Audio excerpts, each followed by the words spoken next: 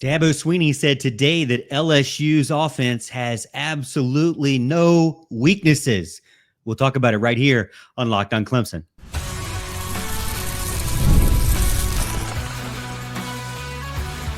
You are Locked on Clemson, your daily podcast on the Clemson Tigers. Part of the Locked on Podcast Network, your team every day. What's up, Tiger fans? Morgan Thomas here, Clemson fan, Clemson grad, host and producer of Locked on Clemson, part-time host and producer over on the flagship station 105.5 FM The Roar. Thank you so much for making Locked on Clemson your first listen of the day. We're part of the Locked on Podcast Network, your team every day. Big salute out there to my everydayers. You know who you are and how we do it here on Locked on. Exclusive Clemson content Monday through Friday, every single week. And if you're new to the show, welcome in. I hope you enjoy the show. 75% of viewers right now are not yet subscribed. So what are you waiting for? Hit that like and subscribe button so you never miss another episode. Today's episode is brought to you by Monarch Money.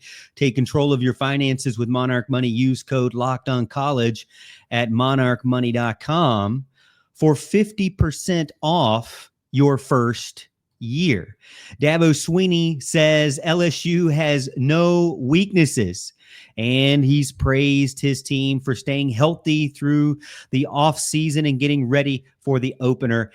And he finished up his press conference bringing up Halloween in August, talking about how he's not going to release a depth chart, how scary that is for us Clemson fans. And for those roster management junkies out there that we have, you know who you are.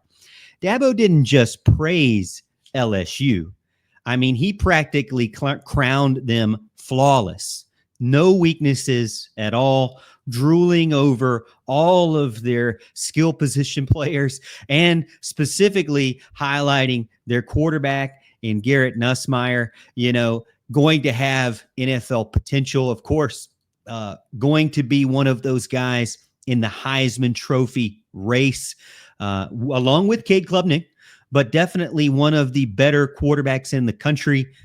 Didn't really have as good of a team as he has this year and passed for 4,052 yards total in 2024 with a 64.2 completion, 29 touchdowns and 12 interceptions.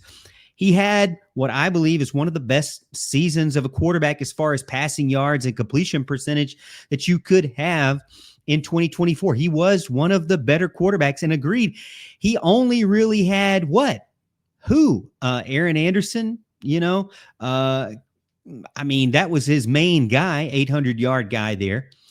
And he has a lot more weapons, more of what you're used to with LSU in 2025. I mean, a few months ago, I started analyzing LSU, and I started with the quarterback, of course. You have Garrett Nussmeier, the Nuss Bus, as they say. He's going to lead the way. He's going to be their guy that they're going to champion for that Heisman Trophy potential there.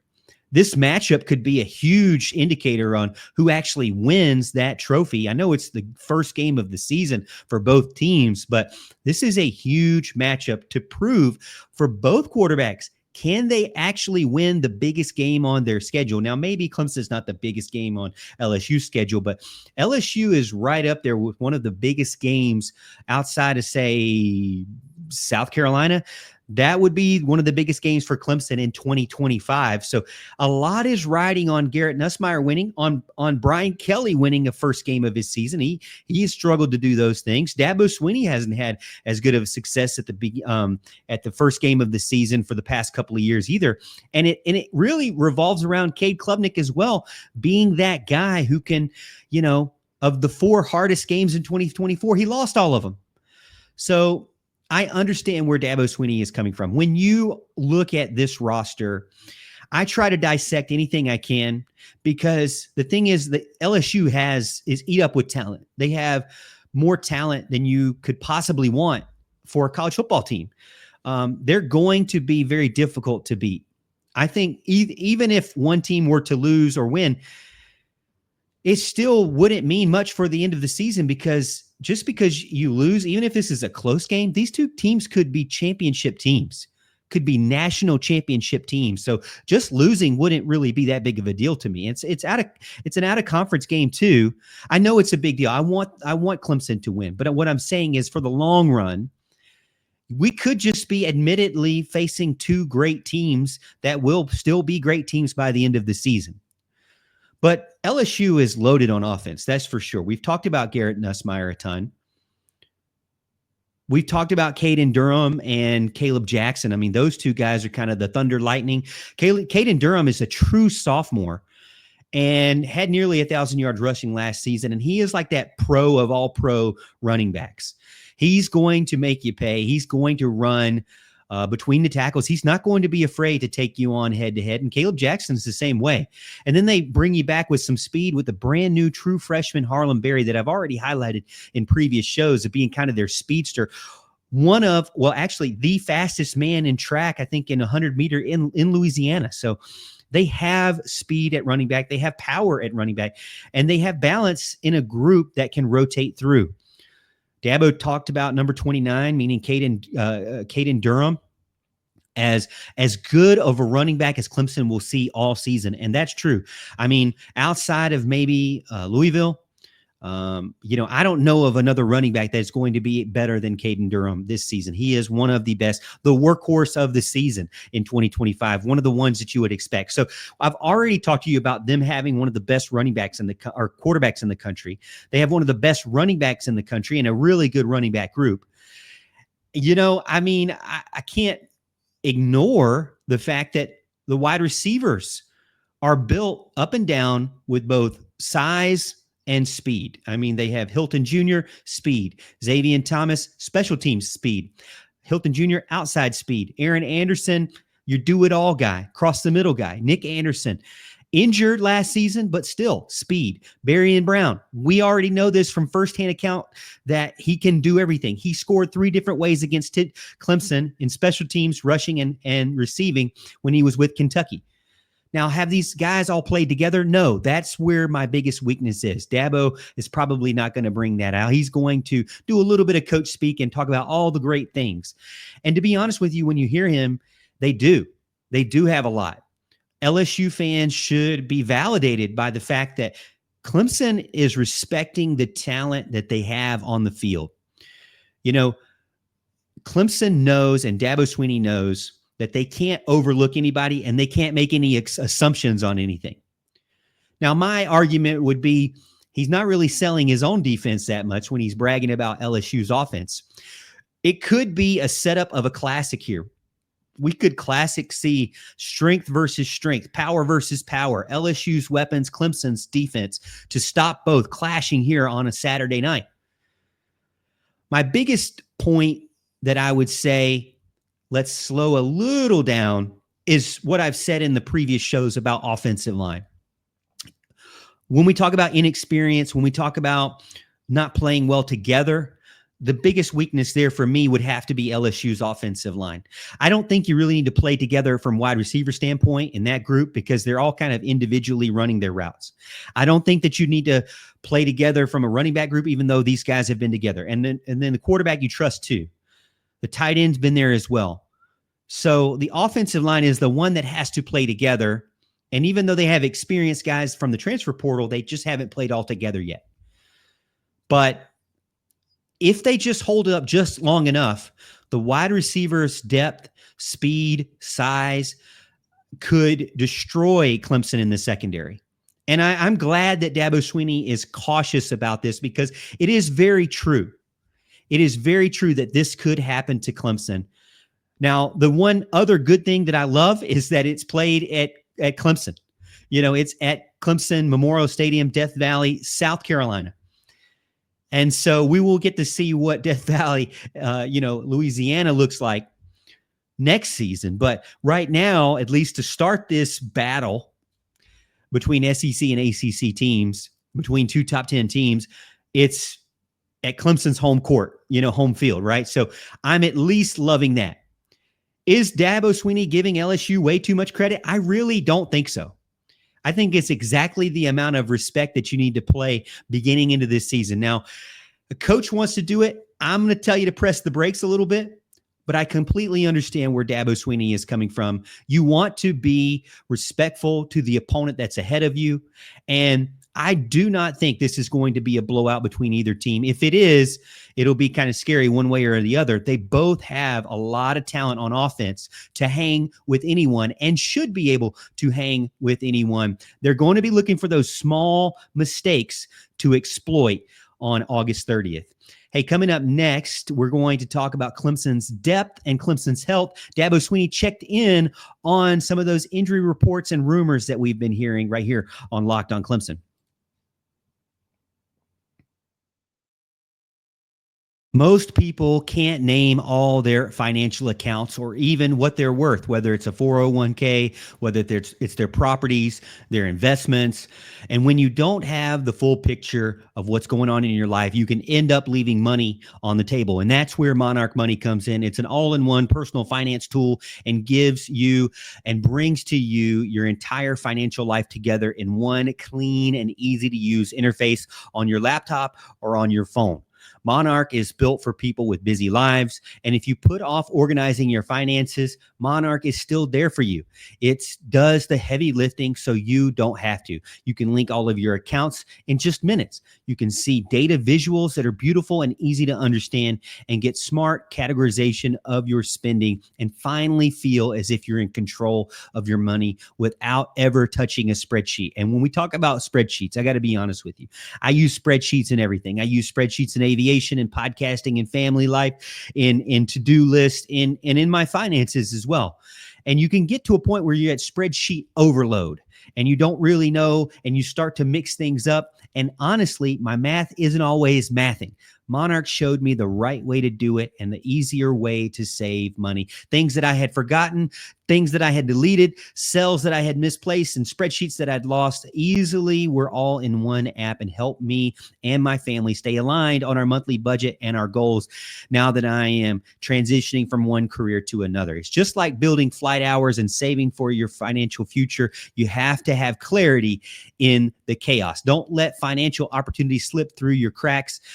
Use code LOCKEDONCollege at monarchmoney.com in your browser for half off your first year. That's 50% off your first year at monarchmoney.com with code LOCKEDONCollege. This show is also brought to you by FanDuel. The NFL season is almost here. I know I'm excited for it. I told you I'm loving the blue teams out there. A lot of people telling me to go after the Bills and pick them for futures, but I'm still stuck on the Detroit Lions here. And FanDuel is making sure you are ready with a can't miss offer before kickoff. Right now, new customers can bet just $5. And if your bet wins, you'll get $300 in bonus bets to use on the app wherever you want. I've been using FanDuel for probably 3 or 4 seasons now, and I love just how easy it is to use, whether I'm doing that same game parlay for Sunday night football game or tracking a player prop for my fantasy guys out there. Jumping in live when the game starts is really cool too and exhilarating as well. FanDuel makes it feel like I'm part of the action, no matter if it's midday, midweek, Saturday, Sunday, Monday, whatever. It makes you feel like you're part of something. It's fast, smooth, and honestly adds a little bit more to the weekend. Even when Clemson's not playing, you've got something to ride with FanDuel. So you ready to play? Download the FanDuel app now by visiting FanDuel.com and get started. That's FanDuel.com to place your first $5 bet. Well, we're back with Clemson's health and depth, and this could be one of the healthiest teams that Clemson's had to start the season. The past couple of years, we've always had a couple of wide receivers banged up, a couple of running backs banged up, a couple of offensive line banged up. It seems as if, man, you're just limping to the starting line for Clemson football the past couple of seasons. But this could be the healthiest and deepest Clemson has been in a season opener for years. Now, remember what we talked about with Walker Parks, and there was a lot of discussion with our friends on the Clemson Insider about Walker Parks, and a lot of LSU fans wanted to get in the comments and remind me, or at least claim, that he was on crutches and was never going to play this season. Well, Walker Parks is back in practice, okay? Ladies and gentlemen, Walker Parks is back in practice, and we told you this here. We told you it was not doom and gloom situation where he's on crutches and never going to play in this season opener. So you know what you have at offensive line here. You're going to have Tristan Lee at left tackle. I mean, I'm starting to hear more and more about Elijah Thurman now at left guard. They claim that he can play every position but center, and really he could play center too if they let him get reps there, but they just haven't been doing it. I mean, Elijah Thurman, we already saw just in a short amount of time how good he was. So to me, with Dabo continuing to praise him here at the few days leading up into the first game of the season, let me just go ahead and put Elijah Thurman in as the left guard. So you've got Tristan Lee, Elijah Thurman, and then Ryan Linthicum at center. And then Walker Parks, yes, Walker Parks, the guy that was, injured and never going to play all season, according to the opposing fans. He will be right guard, and then right tackle will be Blake Miller. So your offensive line, your first starting offensive line, looks really good. The guys behind them, you got three. You've got Colin Sadler, had a ton of playing time, not a guess, not talent, playing time and proven. You've got Harris Sewell, playing time and proven, and you got Braden Jacobs, true freshman monster. He's not proven, but he's big and bad and has been demanding opportunities as he continues to play throughout this fall. But Clemson has a solid starting five. There's no question there. So for me, that's my starting five on the offensive line. I'm sticking to it as we continue to get ready for this LSU game. That's what I'm expecting to go out. Now, maybe the biggest question would be left guard, but I'll put my money on Elijah Thurman right now. He did mention that there are two guys still recovering from knee injuries, but have been in green pennies and been at practice and walking through things, non-contact, non-drills, but they're working their way up. I believe the way it goes is you have your green jackets, your green pennies that can be at practice doing, you usually see them doing the light workouts, and then your yellows are basically non-contact, and then, your full go after that. So Jay Haynes, knee injury, Ari Watford, defensive end, knee injury. You'd love to have had Jay Haynes in this rotation, but it seems as if the group of running backs, you have Adam Randall, number one, David Eziomume, number two, and Gideon Davidson, true freshman phenom that we're hoping to see from at number three. So you have a three-man rotation there that I do believe Clemson will use in the LSU game and not just stick to one guy. Don't think they're just going to stick to Adam Randall at all. Jay Haynes being injured right now or recovering from injury, not too bad for him because it is a little bit loaded right now at the running back room. With Adam Randall moving positions, it kind of dropped the rest of the guys that were still fighting for opportunities back one spot. So that's where the running back room looks like. We've already looked over the offensive line room. Defensive end, you have Ari Watford that is slowly recovering from knee injury as well. You would have loved to have seen him in the rotation too, because I do think that the people behind the starting line of the defensive end still a lot to be desired. Dabo pipes up Jaheim Lawson and Cade Dinoff, and Vic Burley. That was more in defensive interior, but the guys behind the line, Darian Mayo, there's, to me, still a lot of question marks.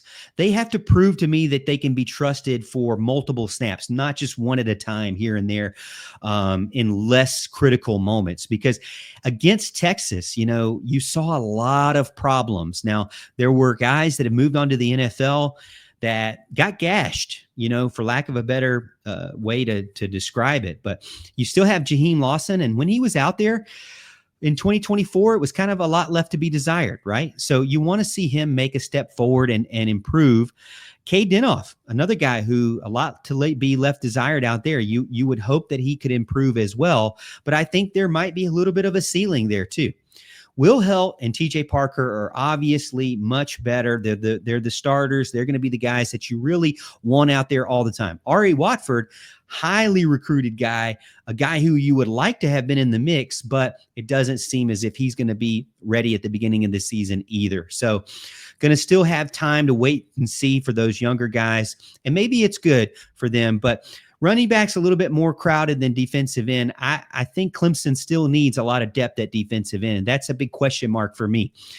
for there. So we've looked at Dabo updating us on offensive line, looking pretty good there. Running back, still no change, but looking pretty good there. Defensive end, that again would be my biggest question. Depth matters, though. Depth matters when you're facing against a top 10 team like LSU. They're going to try to spot and find and attack weaknesses. And we'll see very quickly if that defensive edge is shored up and fixed under Tom Allen, or if there's still a huge problem there. If we'll find out that, I believe, very early on in the game. If LSU is able to gash Clemson to the opposite side of TJ Parker, then that's going to be another problem. If LSU is sustained, temporarily, and then when they rotate to give Helt and Parker a breather, because those guys are going to need breathers. If you see one of those guys getting breathers and I'm LSU, I'm attacking whoever the backup defensive end is. Whenever I see a backup defensive end out there, I'm going after him, because I got to be honest with you. That's where I think Clemson's biggest weakness and biggest scare point is for me. That's the biggest worry for me as a Clemson fan, is that defensive end, not the starters, but the depth and rotation there. All right. We're going to finish up the show, wrap up with segment 3 about Clemson's depth chart. Well, actually, the lack of Clemson's depth chart right here on Locked On Clemson. When the opening whistle blows on a new repair, get your crew moving forward with SupplyHouse. Order today and see parts on your doorstep tomorrow. Over 280,000 plumbing, HVAC, and electrical items from the most trusted brands in the business. Their real-time inventory and honest lead times keep you from punting projects, while their industry-leading customer service always has your blind side recovered. I've had jobs where I needed to pay parts yesterday, and SupplyHouse came through with next-day delivery that saved the timeline. What really impressed me was their part finder tools and the 3D schematics that help cut down the guesswork. I'm talking hours saved. And add in their Trademaster perks like priority shipping and support that actually picks up the phone. Hey, that's a winning play for anyone who values time and reliability on the job. Join the free Trademaster program today and score serious perks like priority shipping, lower prices, and a dedicated support line. Visit supplyhouse.com to sign up for free and use promo code SHCollege5 for 5% off your first order. That's supplyhouse.com. Real people, real service. Hey, we have an important request for the Locked On listeners out there. We want to hear from you. We've put together a survey to learn more about our listeners and make your favorite podcast even better. This is your chance to tell us what you like, what you don't like, and answer questions about our advertising. Go to lockedonpodcast.com/survey to get started. Everyone who completes a survey will be entered for a chance to win one of 10 $100 Amazon gift cards. Again, that's lockedonpodcast.com/survey. You can also find the link in the show notes. Thank you for helping us out. Final segment of the show. Thank you so much to the everydayers for sticking here with me as we continue through the ramp up to the start of the college football season. Clemson and Dabo Swinney are not going to release a depth chart. Can you believe it? I honestly am not shocked. I'm not shocked that Clemson is not releasing a depth chart, because really, and Dabo Swinney mentioned that it's mysterious Halloween level. Ooh, I'm not really into that, I guess, because we know what we know. And we know that Dabo Swinney doesn't have a lot of turnover on his roster. He has a lot of development from within. And he only sprinkled in a little bit of transfers this season, which was the biggest shocker of the offseason for the roster. But, Dabo's just having a little bit of fun preseason. The same players that we expected from January are still on the team, and that we're expecting to start. The starters are still there. So if you want me to tell you who the depth chart is, well, it's TJ Moore, it's Bryant Wesco Jr., it's Antonio Williams. For the offensive line, I've already went over it in the previous segment. For the tight ends, you got Olsen, Pat Henry, and Josh Sapp. We thought Ian Shefflin, but, He by the way, did get those charges dropped and was just reckless driving, not DUI. But he'll be out there. Christian Bentancur as well. I say he'll be out there later on in the season. Ian Shefflin will not play LSU, so we do know that Ian Shefflin won't be on the depth chart. Then you have Cade Klubnik, of course. Well, that's not a big shocker. Christopher Vicina behind him, and Chris Denson behind him. So not a shocker there. You're going to hear a lot of just not a shocker from a depth chart when it comes to Clemson. Adam Randall, David Eziomume, and Gideon Davidson are your top three on your running backs for the offensive line. So what are the questions there? I mean, there's not really. There's no mystery. There's no debate. There's no clarity. What do you need clarity on when it comes to the wide receiver? Maybe the backup wide receiver rotation? Honestly, I forgot to even say Tristan Smith. Maybe Tristan Smith gets in there as a starting wide receiver as well, because he's had such a good offseason and a good camp. It's going to be hard to keep a lot of these guys off the field because of how talented they are. Who would you list as a starter outside of what Dabo Swinney, or what we already think Dabo Swinney is going to do? That's pretty much what we're thinking. Nolan Hoosier as the kicker. And I guess the biggest one that we're all questioning is the punter. We still don't know who in the world the punter is going to be. It could be Jack Smith. It could be Will McCoon. It could be Robert Gunn III or Chris Reed. Charlie Reed, sorry. We don't know who the punter is, but as Dabo Swinney mentioned on his radio show on Monday night on the Roar, he's hoping he doesn't have to punt that much. If you look statistically, they're probably going to have to punt on average about 4 times a game. So it's not inevitable. And that could be a big deal. I know we're joking about it in the punter, but depth chart's pretty solid.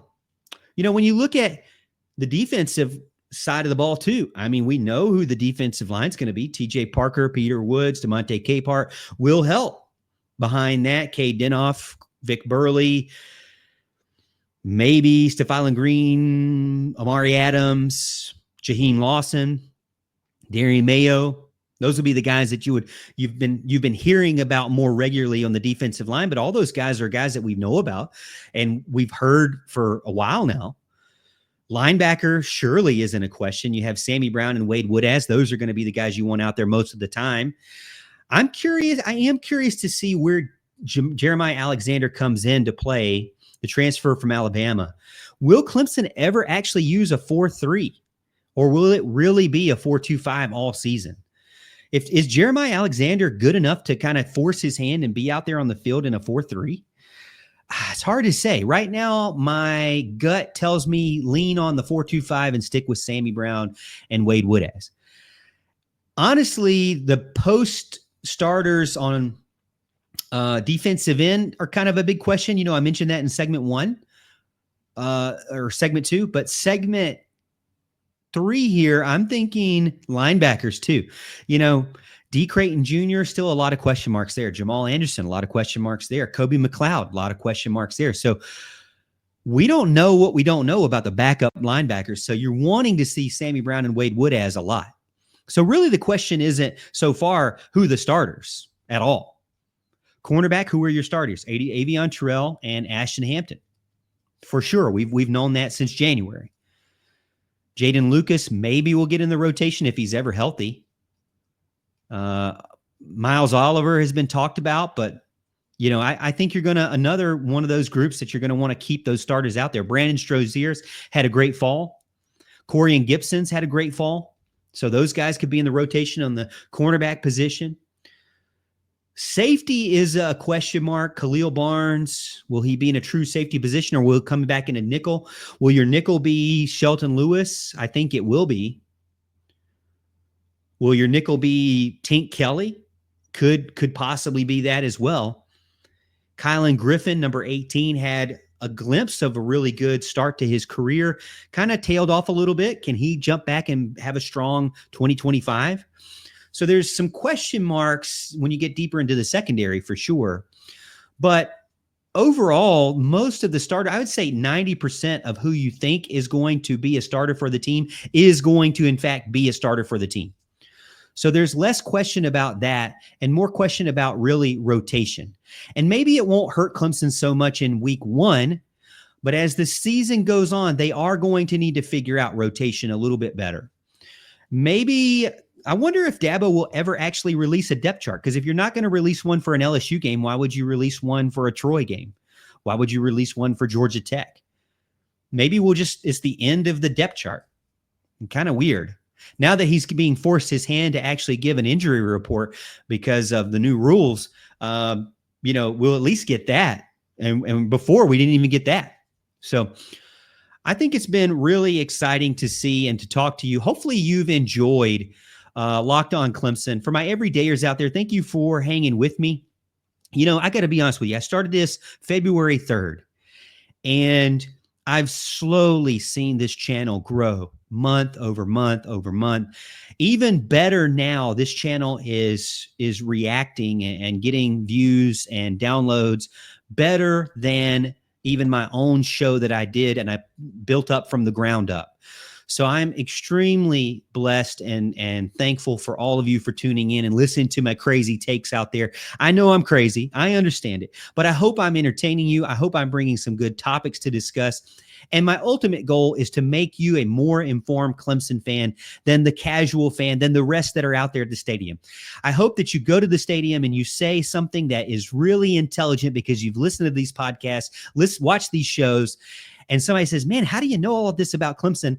And is it this website or that website? You say, no, it's Locked On Clemson. That's why. So I really appreciate all the love and support. I am looking forward to this season with you and the very start of the season this Saturday, August 30th against LSU. Thank you so much for making Locked On Clemson your first listen today. For your second listen, check out the Portal Show. Brian Smith has the latest rumors, portal entries, and signings. Be the most informed fan on the rapid changes to the college football landscape. Find the Portal on YouTube or wherever you listen to podcasts. And to my everydayers out there, thank you so much for hanging with me to the end of the show. We'll see you tomorrow, Tiger fans, and we'll see you on Saturday at the top of the hill.